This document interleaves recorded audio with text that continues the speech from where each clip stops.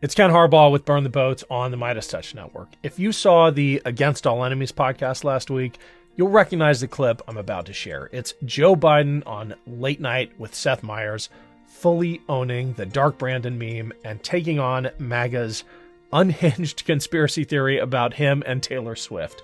My guest today is a Gen Z political activist and commentator who has some great insights about why today's Republican Party is so terrified of his generation. But first, here's the clip. I'm actually using the rebroadcast from Fox News because I want you to notice the chyron at the bottom. Fox, as usual, is trying to spin Joe Biden at his best into something negative, but I think the audience reaction says it all. There's a Dark Brandon conspiracy meme, and this is something that you seem to have a lot of fun with. You've co-opted Dark Brandon. This is a yard sign. And do you enjoy playing around with the Dark Brandon meme? No, I resent the hell out of it. Okay.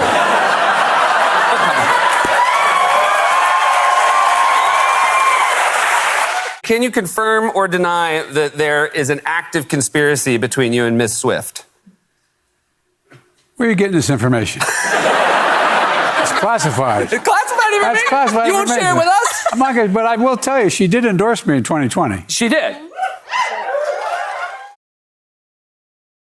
My guest today is Kaivan Shroff, a political commentator who served on Hillary's 2016 presidential campaign and with Everytown for gun safety. He's now the press secretary for Dream for America, a Gen Z-led nonprofit aimed at mobilizing America's youth to create lasting change. Kaivan, I'm going to jump right into it because we deserve to know, is Taylor Swift part of a deep state psyop to get your generation of voters to the polls?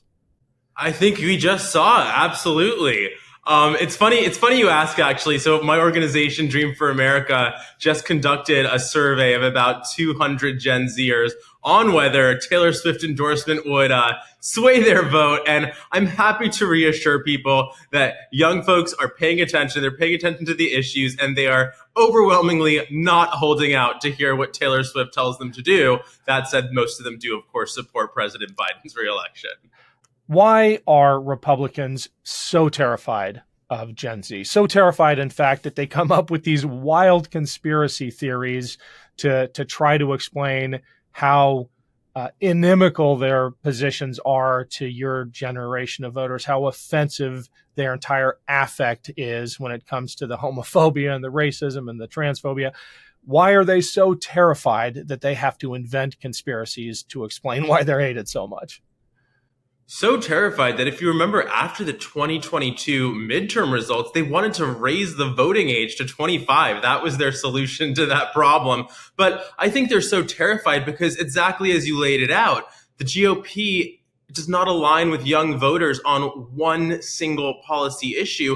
And of course, our generations of voters are the future. So it's a losing predicament for them going forward that they can't win over, the next generations of voters. So I think, of course, they're alarmed. And yet it seems like the logical thing to do would be to come up with some policy ideas, some real solutions to help people, Gen Z, millennials, especially, who, are the first generations to have less opportunity, less positive outcomes than the generations before them. Instead, they'd rather, troll people online. So it's pretty shocking to see.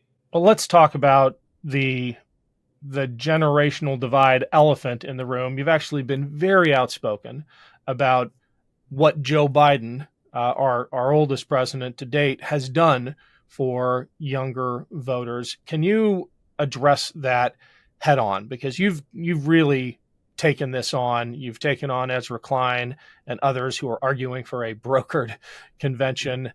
What is the flaw in that thinking? Where to start? Well, first of all, let's start with all the things that the Biden-Harris administration has accomplished for young people. Starting with, and you mentioned I was at Everytown, setting up the first ever Office of Gun Violence Prevention. And I think the beauty of it is that, yes, it's an important policy, but also who did that policy come from? It was actually Maxwell Frost, the first Gen Z member of Congress. That was the first piece of legislation he introduced. And the Biden-Harris administration got it done. Then you look at over $139 something billion in student loan forgiveness, affecting 4 million Americans. So a huge promise kept. And of course, Biden's still working on chipping away at that. He took some big swings and obviously was impeded by the Supreme Court, but great efforts there. Then, of course, across the country, Democrats have mobilized under the leadership, again, of the White House against the suppression of choice, which we saw with the overturning of the Roe v. Wade ruling, of course. And then, if you look at climate change action, if you look at efforts to just restore democracy, one of the interesting results on that poll that I mentioned our group put out, protecting democracy was a top 2 policy priority for young voters. Because I think what so many don't realize is that, past generations were in history class learning about democracy, learning about our institutions, learning about our checks and balances. Gen Z is currently in high school. Gen Alpha is on the way up. These folks are coming of age at a time when they have to actively participate in defending democracy as they are learning about it, or we might not have one going forward. So Biden has absolutely been the bridge that I think he promised to be, and we're going to see more and more of that. I appreciate you bringing polling data into the conversation, but you've also been very skeptical about the flaws of polls, especially when it comes to national polls and the undercounting of young people. How skeptical should we be of the polls that show Biden and Trump neck and neck, or in some cases, Trump pulling ahead? I think we should be very skeptical. And I do think that there is a difference that media is very bad at explaining, which is what I just talked about is a survey sent to people in our group. Hundreds of people were sent to poll, our members, our volunteers, our supporters. That is not the same as a well-run national poll that is telling you the attitudes of every voter group in general in a statistically sound way.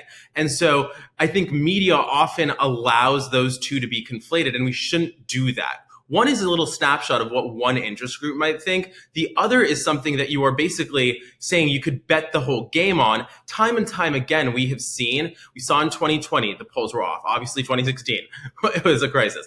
2022 predicted a massive red wave, didn't materialize. 2023, doom and gloom for Democrats. Democrats outperformed polling across the country. Then you see, even in these recent primary contests, the number of shows that I've done as a cable commentator where they ask me about a poll and I say, okay, you're asking me about a poll, but we have real numbers right now. We have actual turnout for Joe Biden, right? Getting huge amounts of the vote share in New Hampshire, historic write-in campaign. That's actually a number and a data point too. You have record fundraising by the Biden campaign. Those are hard, real numbers. Those are not future predictors of hypothetical outcomes. And so it's interesting to see the media obsession with these polls that have not been accurate.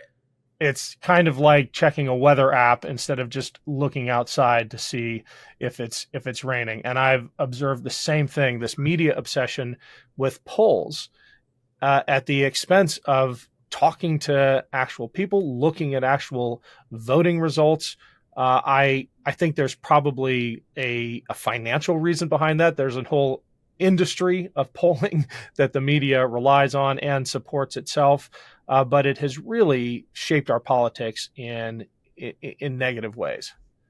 Well, and I think just one example, it's a sad state, but I feel that it's true. If you were reading the New York Times, watching cable shows every day, you would think ideally you'd be more informed. But I would bet that folks in the last few weeks who did that probably thought that Nikki Haley had a much stronger chance in this GOP primary than she actually did from, the 5,000-foot view of people who just were paying less attention, because they do cover it like a horse race. This entire time she's been huge margins behind the front runner in a race. She's always had absolutely no chance. And yet this narrative that we've been talking about Nikki Haley for months is sort of ridiculous, right? I mean, so that's one example. And I liked your metaphor, but I think one way I like to put it to Democrats to just convey the urgency, worrying about the polls at this stage when we are 9 months away is really like being in a marathon, being on mile 25 and stopping to check your watch every 5 seconds. You just got to run with everything you have across that finish line and win. And that's where we're at right now.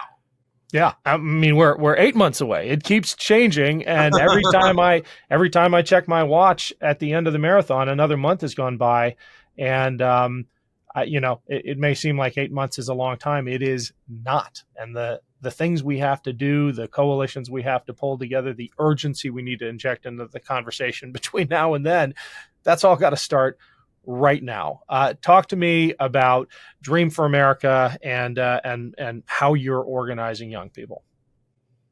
Absolutely. So Dream for America is a Gen Z-led group that really came about last year in response to Turning Point USA. And if you're not familiar, that's Charlie Kirk's white supremacist right-wing organization, very top-down, targeting young voters. And they even go so far as to fund different initiatives in high schools and support student government races with these grants to kind of like give these right-wing young nut jobs, an advantage in those early races and kind of prime them to be part of the GOP. They have these big conventions. I don't know if you caught wind of AmFest they just had, where they have Marjorie Taylor Greene and all these sort of sordid characters show up, and it's supposed to be a big party.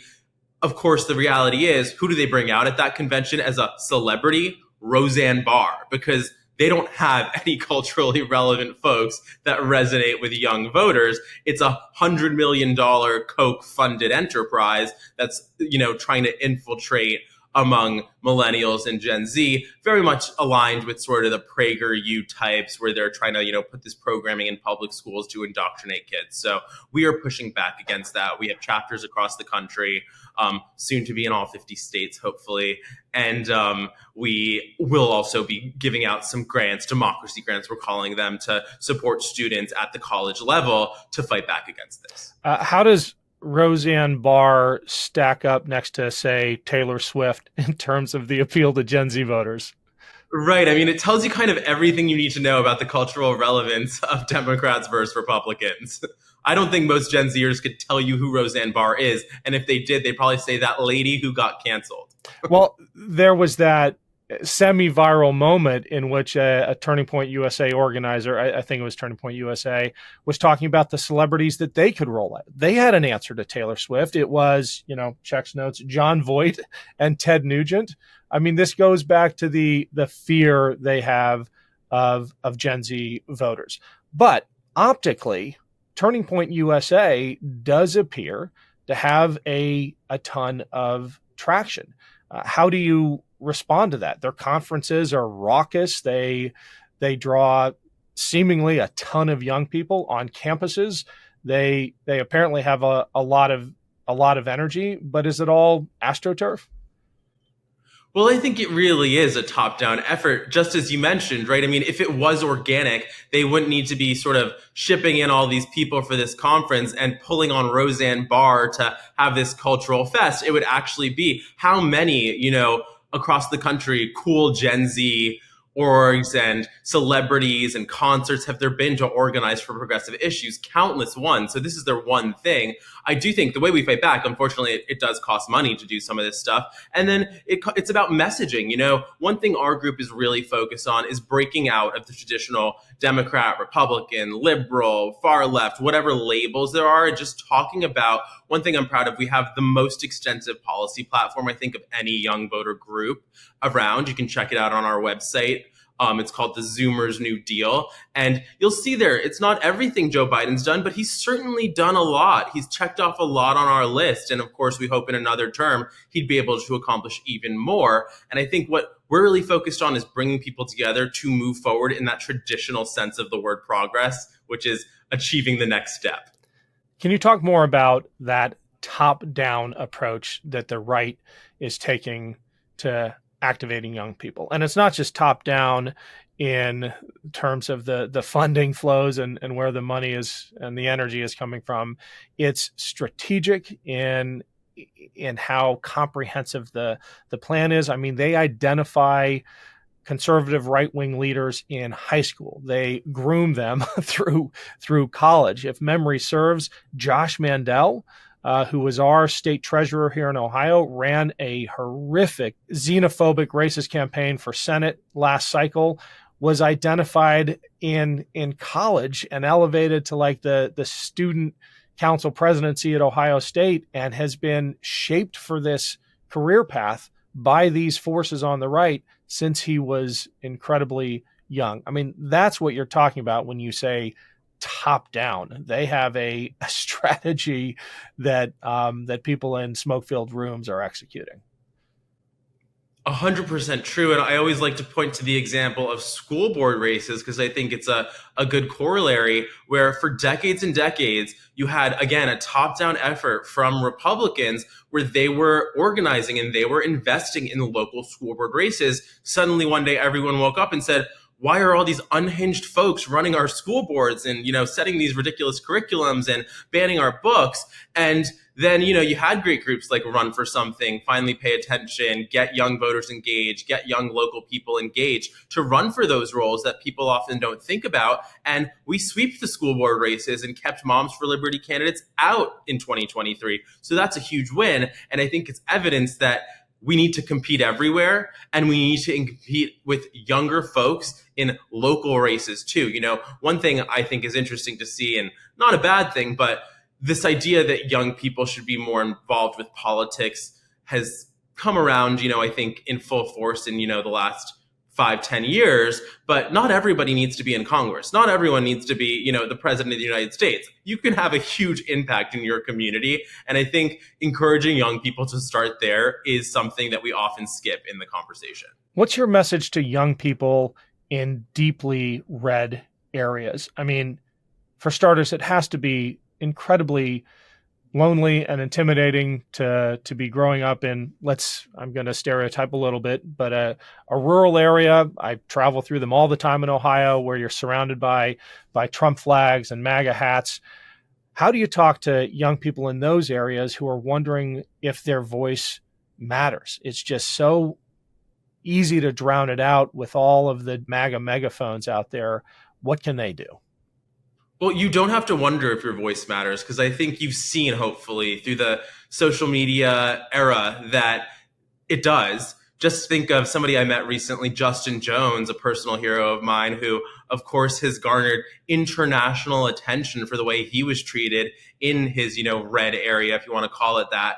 And is now a national advocate who was at the same, event I was at with the vice president. So absolutely, this is an administration, I think, that has its ear to the ground and is listening to you and paying attention. But because of the tools we have today, for better and worse, social media obviously comes with a lot of ills. There is a lot of opportunity there as well. And I think I've seen these folks in deep red areas or places that might not have the resources to engage and organize as everyone would like, really create an impact online. And that has been incredibly powerful. And I'm proud to see the Biden administration embrace those folks. Let's talk about Justin Jones a little bit more because he's a hero of mine too. And I think the way he uses his voice is not just inspiring, but instructive. I mean, just the other day during a session of the Tennessee legislature, he raised his hand more than 7 times to be called upon. And the leadership, the Republican-dominated leadership, refused to call on him again and again and again. And that moment itself went viral. And the reason I think that's instructive is sometimes even the silencing of a voice can send a powerful message about what we're up against. I was inspired by that story, even though they denied him his voice. Absolutely. And of course, as we've seen over and over again, these efforts by Republicans to silence so many minority groups and women has backfired repeatedly. So I think that's another thing that's been missing from the conversation of this 2024 election. It seems to be, here are all the negative things for Biden and the Democrats, even down to, in a primary where Biden's going to win 77, 80% of the vote, the media frames that as a loss for Biden, whereas Trump, who should basically be viewed as an incumbent at this point as well, gets 60% of the vote in South Carolina, and it's a blowout. So everything seems to be a double standard. But I do think people are really underestimating how much Republicans have done to alienate and piss people off. Hi, everyone. I want to give a big shout out to all those who have signed up to support this show through my Patreon page. We are off to a fantastic start. Thank you for making it possible. And if you haven't subscribed, I hope you'll consider it. In the coming months, I'll be posting early and exclusive content, including a trailer for the Against All Enemies documentary film, which has been racking up awards at film festivals around the world and will soon be released here in the US. Stand by for more details on that. And if you're a subscriber to my Patreon page, be on the lookout for an early preview. Thanks again, everyone. I've tried so many different things to maintain a heart-healthy lifestyle, like crash course diets or starting a daunting cardio routine, and frankly, it just hasn't been helpful for me. We often think that living a more heart-healthy life means making big, unsustainable changes. With SuperBeets Heart Chews, you can get daily blood pressure support in just 2 tasty chews a day, and they even promote heart-healthy energy without the stimulants. Paired with a healthy lifestyle, the antioxidants in SuperBeets are clinically shown to be nearly 2 times more effective at promoting normal blood pressure than a healthy lifestyle alone. Heart health is important for me because I want to be around as long as possible for my loved ones. SuperBeets Heart Chews give me the peace of mind that I'm doing something good for myself every day. SuperBeets Heart Chews are a convenient way to support healthy blood pressure. No pills to swallow, no ingredients to mix or prepare. It's plant-based and no artificial sweeteners or colors. I cannot recommend SuperBeets Heart Chews enough for our listeners. Double your potential with SuperBeets Heart Chews. Get a free month supply of SuperBeets Heart Chews on all bundles and a free full-size bag of turmeric chews valued at $25 with your order by going to boatsbeats.com. Get this exclusive offer only at boatsbeats.com. Have you ever wished that you had a whiter and brighter smile? Well, before you visit a dentist, you should know that their whitening treatments can be very expensive. And it's not just the price. You also have to book the appointment and schedule time away from work or family to sit in a dentist chair while undergoing the procedure. It's a hassle. Fortunately, now you can try Smile Actives at home or anywhere, anytime. Smile Actives offers a safe and affordable alternative to those expensive whitening procedures. 97% of Smile Actives users in a clinical trial reported up to 6 shades whiter on average, all within 30 days. Simply add Smile Actives Pro Whitening Gel to your regular toothpaste. It's been formulated with PolyClean technology to boost stain removal and deliver active whitening ingredients into teeth grooves and crannies to get better whitening. Smile Actives makes a teeth whitening gel that can simply be added to your toothpaste every time you brush your teeth. So no change in your routine, no extra time, and no more messy strips, trays, or lights. People will start commenting on your whiter, brighter smile in days. Smile Actives is the whitening boost your favorite toothpaste needs to give you the smile you deserve. Visit smileactives.com/boats today to receive a special buy one, get one free offer with auto delivery plus free shipping and handling. That's smileactives.com/boats. Terms and conditions apply. See site for details. Most clothes are uncomfortable or too tight or never actually the size you really are, not to mention the annoyance of trying to put a good outfit together. Everyone wants to dress their best and look good at all times because, frankly, it's a confidence booster. So here's the deal. Men's closets were due for a radical reinvention, and Rhone stepped up to the challenge. Their commuter collection is the most comfortable, breathable, and flexible set of products known to man. They help you get ready for any occasion with the Rhone Commuter Collection, which offers the world's most comfortable pants, dress shirts, zips, and polos. You never have to worry about what to wear when you have the Rhone Commuter Collection. Their 4-way stretch fabric provides breathability and flexibility that leaves you free to enjoy what life throws your way, from your commute to work to your 18 holes of golf. It's time to feel confident without the hassle. With Rhone's wrinkle release technology, wrinkles disappear as you stretch and wear the products. It's that easy. With Gold Fusion anti-odor technology, you'll be smelling fresh and clean all day long. And on top of that, Rhone is 100% machine washable, so you can ditch the dry cleaner altogether. I absolutely love Rhone. It's comfortable yet professional and has truly become my favorite clothing brand. We're on the move a lot, whether it's jumping from meeting to meeting or catching a flight or an important dinner. The Rhone Commuter Collection has never let me down. The versatility and overall comfort of the collection is undefeated. Even after I wear it all day, I still feel super fresh because of that Gold Fusion anti-odor technology. The Commuter Collection can get you through any workday and straight into whatever comes next. Head to rowan.com/boats and use promo code BOATS to save 20% off your entire order. That's 20% off your entire order when you head to RHONE.com/boats and use code BOATS. It's time to find your corner office comfort.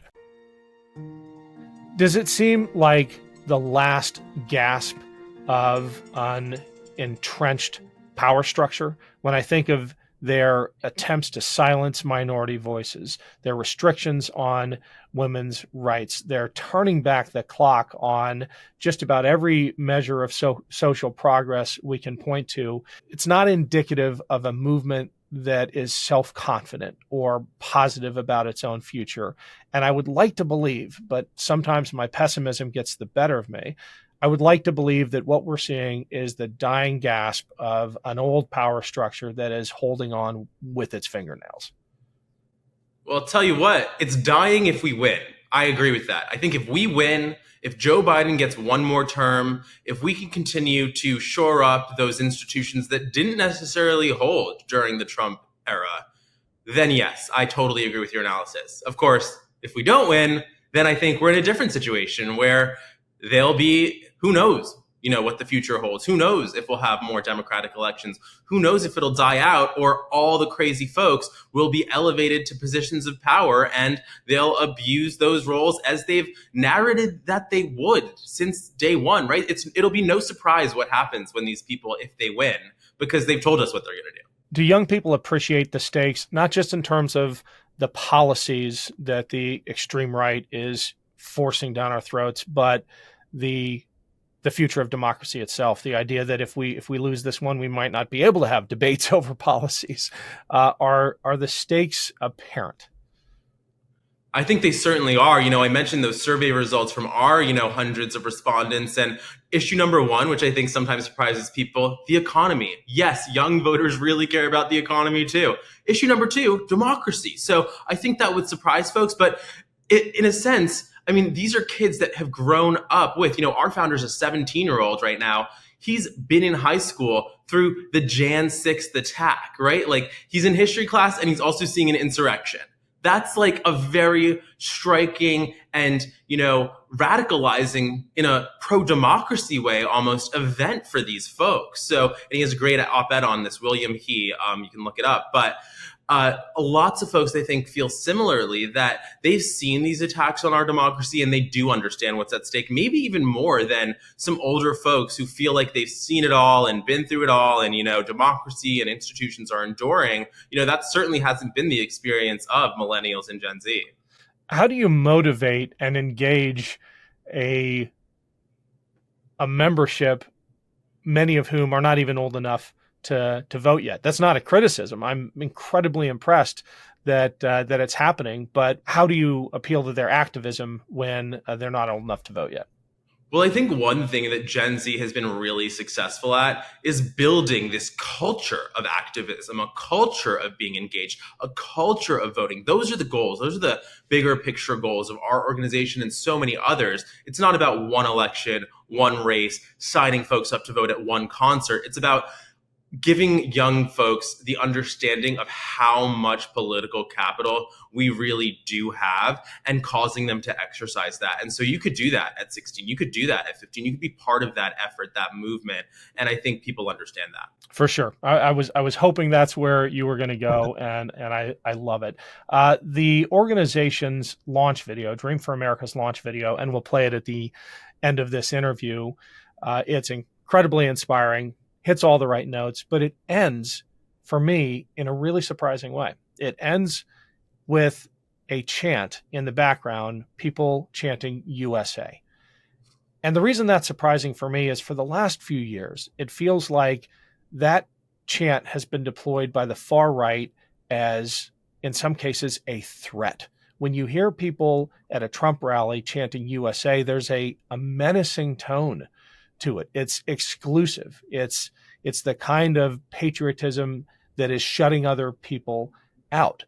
How do you feel about young people, patriotism, and reclaiming the symbols of our love of country? I I have this flag behind me for a I reason. was just going to say, I love that you have that flag in the background, because we absolutely should not concede that the American flag or chanting USA or our national anthem are part of the MAGA movement. They are part of our country, our pride, our history. So many, I'm from an immigrant background.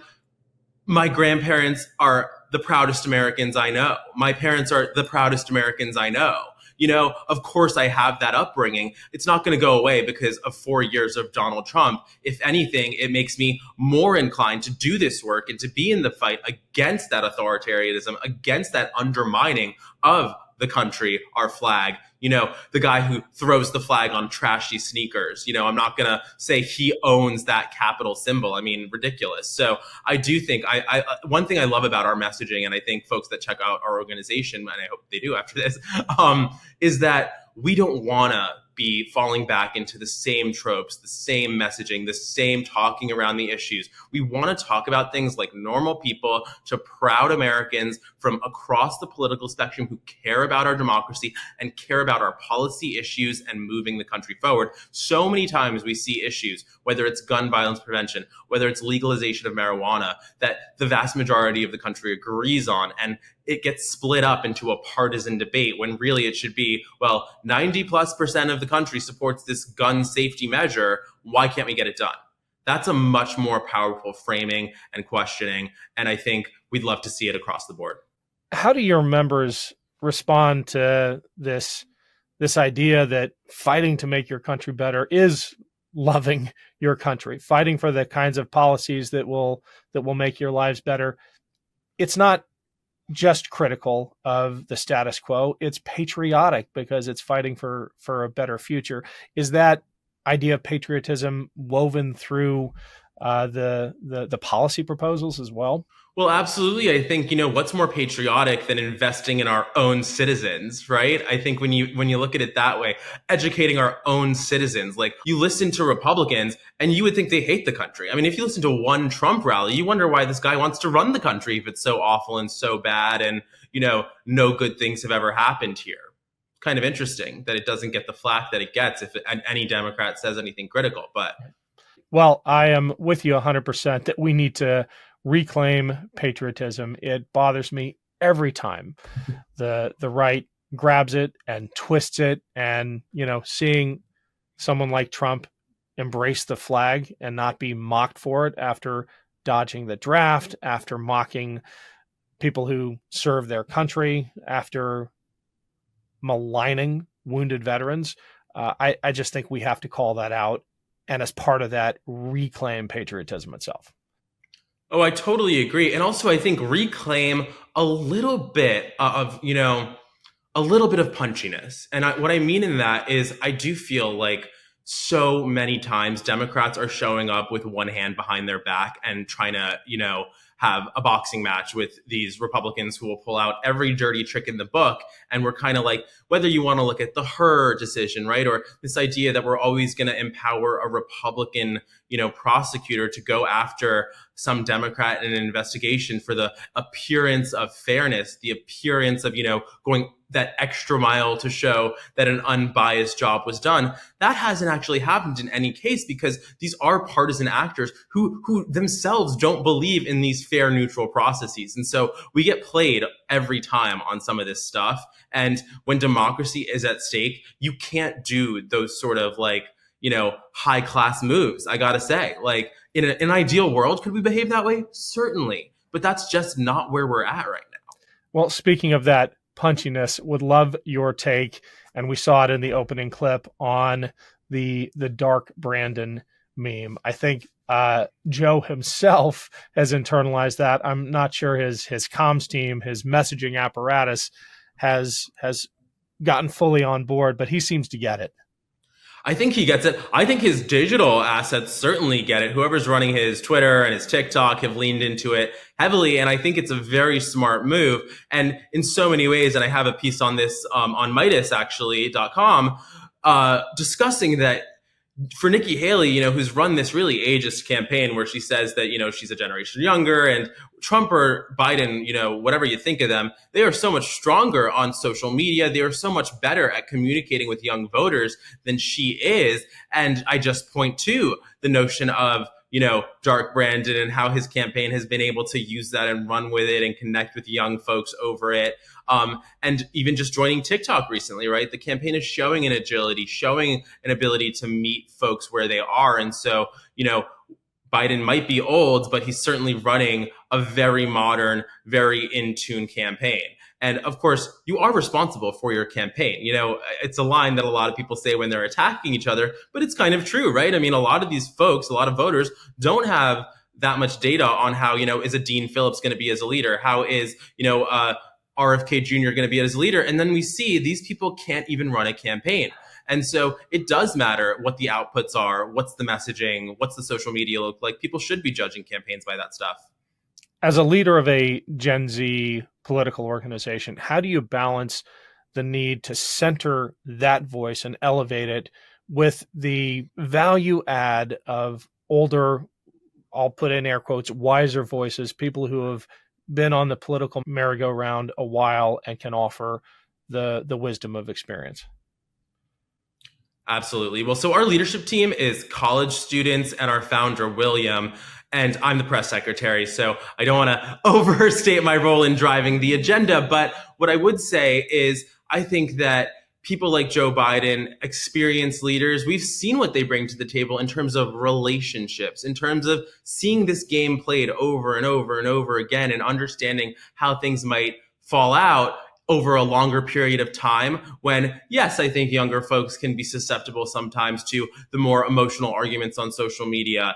First of all, that's a tool that's more, we're native to. And so we've grown up hearing and understanding those political messages in a different way. At the same time, I think so many young folk love Nancy Pelosi. They love Joe Biden. They love Hillary Clinton. I personally love Hillary Clinton. I mean, I think we've seen these people, we've grown up with them for decades, and they have shaped the ideas and the brilliant policies that we support or are excited about right now. So I don't think it's an either or. I think it's a both and situation where, of course, there's room for all those voices. Now, when people say we want younger representation, yes, I do think Congress is too old. And I think a lot of folks agree with that. That doesn't mean we shouldn't have one old person in Congress. That doesn't mean we can't have, 30 old people in Congress. It means let's not have 99% of Congress be incredibly old. And also, because they are so old, let's have some other younger folks and younger voices and more representative voices of what our actual country looks like in those positions of power, because a lot of the policies and outcomes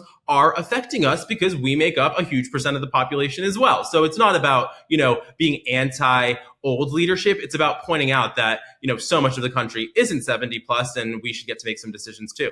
Got it. Last question, and it's one I struggle with all the time, and it's only going to get harder. How do we balance the need to raise the alarm about the stakes, about the inherent advantages that Trump and his campaign have in terms of their infiltration of the media and things like that, and the need for hope and optimism? Okay, well, first of all, if it's your last question, I have to shout out my doorman, Thomas, who loves your show. Okay. And second of all, I will say, I think I love the name of this show because it really is the moment we are in now. Burn the boats, time to burn the ship. We can't look back. There is no plan B. I know you started by mentioning that Ezra Klein post. That was ridiculous. Let's have some alternate to Joe Biden. There is no alternate to Joe Biden. Democracy is at stake. To quote Hillary Clinton from 2016, riff on her at least, Joe Biden is the last thing standing between us and the apocalypse. And I absolutely believe that this country will look so dark for minorities, for women, and for our democracy overall if Trump returns to power. So it is a crisis situation. Okay, you've raised the alarm. You've got to elevate here.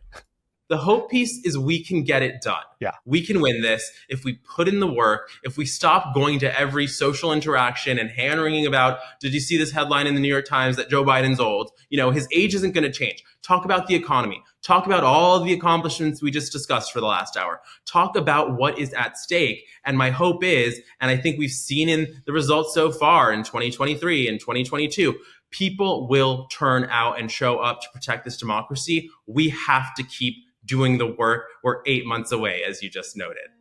Yep. Thank you so much, Kaivan. Been awesome having you. Let's do it again soon. Thank you. As the generation of school shootings and economic crises, Gen Z is now graduating into one of the most turbulent times in American history. My name's William He. I'm 16 years old, I'm the son of immigrants, and I first got involved in politics after the Parkland school shooting. For a lot of folks, speaking up is no longer a choice, but a necessity. Today, far-right radicals have developed an insane obsession with wokeness and identity. They talk about freedom, yet they're the only ones banning books, restricting healthcare, and cutting taxes for the very wealthy. While elitist far-right forces lure students towards extremism, Dream for America is embarking on a mission to build the most organized, active, and powerful progressive grassroots network on campuses across the country. Let's usher in a new wave of progressivism, echoing the visions of Franklin Roosevelt and John F. Kennedy. They believed that the golden torch of Lady Liberty has stood through time as a shining beacon of freedom. A flame of hope given to the most desperate people on earth, guaranteeing that everyone is treated with respect and dignity, and that we give hate no safe harbor. I have a dream. It's one small step for man, one giant leap for mankind. Mr. Gorbachev, tear down this wall. At Dream for America, we believe in putting America first in hope, progress, and prosperity. That diversity is our greatest strength. That freedom and democracy are worth defending. And that the American dream is still possible. Together, both online and on campuses, we'll build new coalitions and mobilize a new wave of young progressive leaders. Not just in deep blue cities, but in working class, places of faith, and rural communities all across our country. We play offense with a sense of urgency to go to the places where we are in the philosophical minority, and waging a war of ideas, not a war of culture. The radical right exploits faith in God. But God teaches us to love and to not hate, that ignorance is not a platform, and that fascism is not our future. We, the people, are in a battle for the soul of America. At a critical moment throughout our history, it has always been young people at the forefront, driving positive social change. The question we face in the years ahead is, do we want to be America first in fear and hate, or America first in progress and prosperity? Do we want freedom and patriotism to be a conservative value, or an American one? Our slogan is a better world is possible, because it truly is, only if we choose to invest in our students and invest in their future.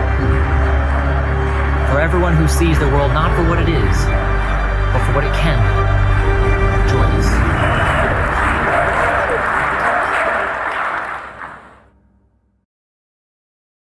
Love this video? Make sure you stay up to date on the latest breaking news and all things Meidas by signing up to the MeidasTouch newsletter at MeidasTouch.com/newsletter.